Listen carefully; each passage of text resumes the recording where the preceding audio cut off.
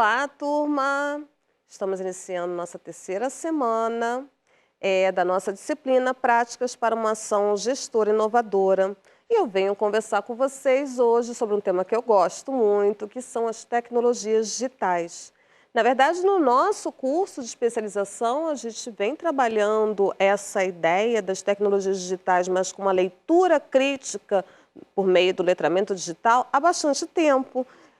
Como tudo isso se ancora, impulsiona uma gestão que se quer inovadora? Vamos pensar sobre isso? Então, os objetivos da nossa aula são diferenciar as tecnologias digitais da noção de ferramentas tecnológicas, reconhecer a importância da análise crítica das tecnologias e os ideários da inovação. Essa também é uma conversa que nós já iniciamos lá na nossa disciplina de inovação e gestão das tecnologias. Construir uma crítica à passividade frente ao discurso da inovação. Vocês estão lembrados que na primeira semana dessa nossa disciplina atual nós falamos sobre isso? Sobre a origem do conceito de inovação lá na ótica empresarial? Então, como é que as tecnologias podem potencializar uma ou outra noção? Pensando que as tecnologias não são neutras e nós as utilizamos enquanto linguagens com a intenção de otimizar nossas ações. Então, tecnologias digitais são ferramentas? A gente escuta tudo isso o tempo todo, que são ferramentas tecnológicas, são ferramentas que impulsionam ou auxiliam o professor. Pessoal, as tecnologias digitais não são ferramentas. Como assim, Kate? Vamos ver. Menezes e Preto vão denunciar essas metáforas cerceantes, metáforas que vão, limitar de forma inflexível a ideia por trás das tecnologias digitais. E eles vão denunciar o quanto isso pode ser danoso para a educação. Tá? Se a gente situa as tecnologias como meras ferramentas, nós estamos impedindo os sujeitos de criticarem, de interpretarem, de situarem e recontextualizar para promover novas autorias. E aí, eles vão denunciar que as tecnologias, quando são situadas como meras ferramentas, tecnologias digitais, a gente está mantendo relações de dominação. Porque as tecnologias, elas são criação humana e partem de dada ideologia. Temos consciência disso? É ao ter consciência que a gente situa, critica, interpreta e consegue, por meio de tudo isso, fazer novas intervenções e contextualizações. Tá? Sem essa análise crítica, a gente limita essas possibilidades de criação e interpretação. As tecnologias digitais não são neutras, elas não estão prontas, não foram criadas para a educação na maior parte das vezes, foram criadas seja com o objetivo militar, seja com o objetivo de interações ou de coleta de dados dos sujeitos, mas a educação vem se apropriando de muitas dessas tecnologias com intenção pedagógica, sem fazer essa análise crítica, que precisa ter maior conhecimento, imersão e inferência para efetivar o letramento digital. Elas não são objetos, elas são linguagem. Linguagem por quê? Porque afeta a percepção, interação e cognição. Santaella já fala sobre isso. Nelson Preto também fala sobre isso com a Karina Menezes nas suas pesquisas. E também Marco Silva, Edmeia Santos, Adriana Bruno, tantos autores vêm falando sobre isso. São linguagens, não são ferramentas. As ferramentas, Santaella vai explicar de uma forma muito interessante como a gente pode diferenciar isso. Uma ferramenta, um martelo, acho até que o exemplo que ela dá é do martelo. Você precisa pegar o martelo e utilizar a sua força para que ele haja, intervenha. Ele sozinho não age, não intervém, não muda a nossa percepção, nossa linguagem, nossa interação. Isso a gente pode situar como ferramenta, não nos modifica de forma alguma. Nós temos ainda o domínio e autonomia sobre esse aparelho, tá? Estão vendo aqui? Martelo, é só pensar, imaginar.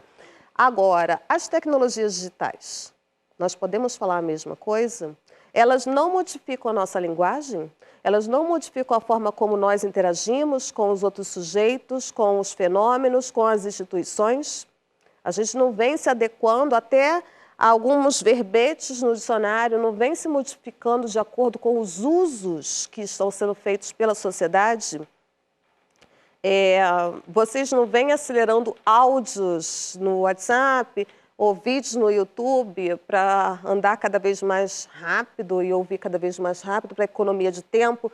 Com isso, vão tendo o pensamento cada vez mais acelerado e vão perdendo um pouco mais da paciência e a capacidade de fruição com os fenômenos que são mais lentos, mais poéticos, portanto.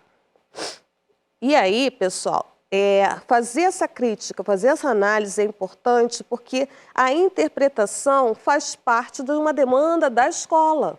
A gestão precisa estar comprometida com essa demanda o tempo todo, da interpretação da cultura digital. A cultura digital, ela é veiculada por meio dessas tecnologias digitais. As tecnologias elas vão auxiliar a produção de uma nova cultura, portanto, requerem interpretação. Conhecimento, tanto no campo da destreza tecnológica, que não podemos fechar os olhos que sim tem a sua importância, mas não podemos também limitar apenas a operacionalização. Senão a gente recai no tecnicismo, já conversamos sobre isso em outras aulas. A gente precisa ter letramento, autoria, usos intencionais. O procedimental vai fazer parte de tudo isso, mas ele não pode se ater apenas a isso. Precisamos da crítica e interpretação. E aí, elas exigem que a gente olhe qual é o lugar que estão ocupando na nossa vida. De que forma nós estamos, inclusive, abrindo mão da nossa privacidade para ter acesso a cada vez mais aplicativos, sites e serviços dessas tecnologias digitais. A gente abre mão, a gente clica imediatamente ali, aceita todas as normas, não é? Sem ler as condições e quantos dados estamos abrindo o acesso para aquela empresa, que muitas das vezes é uma empresa desconhecida e que usos vão ser feitos com os nossos dados. Então, voluntariamente estamos abrindo mão para ter acesso a determinada tecnologia, determinada mídia, determinada interface. Na educação, esse discurso não vem acompanhado da retomada das metodologias ativas. Aliás, vem sendo retomado como associado às metodologias ativas. Então, o discurso superficial da inovação, tá? Quando é superficial, pessoal, vamos situar. A inovação consciente, emancipadora, que é a incremental, a possível, do sonho possível, é uma. A que eu estou trazendo aqui para a gente criticar é a superficial, aquela cosmética que só dá um banho de loja, só enfeita, uma maquiagem. Essa não se sustenta, essa não traz mudança, tá? Mas quando a gente está pensando nessa inovação cosmética, se utiliza muito o quê? A associação com as metodologias ativas, que tem o seu lugar, que tem a sua importância. Mas vejam que o próprio mercado educacional está trazendo essa associação. A gente precisa fazer a crítica. Por quê? Lembrando que as metodologias ativas não são uma novidade, não são uma criação agora, de 2020, 2021, 2022. Vários autores do século XIX estão criando as suas próprias metodologias ativas, pensando no aluno como protagonista e autor. Então, situar o contexto histórico e conhecer os fenômenos de sua origem é fundamental para que a gente não caia no canto da sereia. Já conversamos sobre isso em outra aula, lembram? Canto da sereia. Então, essa associação das tecnologias com as metodologias ativas são o que vai garantir a inovação? Deixo essa pergunta para vocês. O modismo, esse modismo em torno do discurso, vem atrelando a inovação como solução mágica de um pensamento mágico para a crise institucional da educação. Crise intencional, nós sabemos disso. Crise que se ancora no modelo capitalista, que hoje está cada vez mais insustentável. Tá? Isso não é só no Brasil, mas aqui nós temos desigualdades muito mais intensas e complexas. Esse discurso superficial também já foi pensado lá pela Magda Pisquetola, que foi professora da PUC, agora ela é professora convidada, e a Miranda, Bruna Miranda, que acredita que esse discurso se origina, quando é superficial, nesse esvaziamento da dimensão técnica, da didática, que é até uma denúncia da Vera Candor, uma denúncia antiga. Quando a gente abre mão da dimensão técnica da didática e vai se ancorando apenas em outros aspectos da humanista, da política, não faz a tríade, a convergência da tríade da didática, a gente abre espaço para determinados espontaneísmos, determinados modismos. A gente não garante a técnica, não garante os procedimentos. É fundamental a tríade, tá? Porque é o pilar, é como se sustenta. E também denuncio que essa distância entre a teoria e a prática nas pesquisas educacionais também abrem esse espaço. Mas tem que tomar cuidado aqui com essa denúncia, porque quando essas autoras fazem essa denúncia, elas têm uma perspectiva da academia e da pesquisa de fortalecer a coerência de teoria e prática.